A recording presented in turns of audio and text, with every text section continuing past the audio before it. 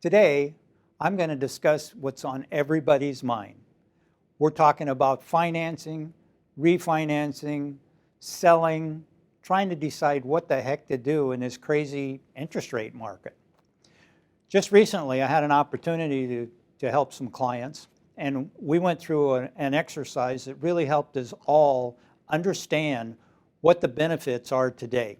You've already heard interest rates are crazy, they're super low, but I don't understand is what I hear more often than not. And this is from people that, maybe bought a house 5-6 years ago, but things have changed. And the other thing that's changed is the complexity of everything. So I'm going to share something with you that I had to learn the hard way. See this? I have to write things down, and I do. And then I create them on the technology that I'm really competent with to be able to show it and maybe explain things a little easier, because there's a lot of complexity in the transactions.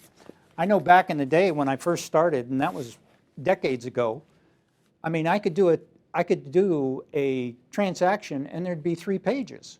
And today, you walk into the title company to close your transaction and you're talking a stack this high. And if you've got loan documents, guess what? Same thing, and you're expected to understand everything that's gone along. Let me see if I can make this a little simpler today, and I'll make it available to you a little bit later, and there'll be a link where you can go and connect and look at this at your own time frame. The story we have here is the clients had a home that they've owned about 6 years. And when they bought the home, the interest rates were like, I'll just read it right here. The interest rate was 5.25%. Doesn't make any difference what the rates are we're quoting on this. There just has to be a 2% change in your rate and what's available in the current marketplace. And obviously you need to talk with a loan broker to get this. I can help you understand it, but you need to talk to your personal loan broker so you know what the real advantages or disadvantages for you. So I'll share their story here. The original cost of the house was around $450, as I recall, and their original loan was $340,000. Now that's a lot of money. And what we did is we figured out, okay,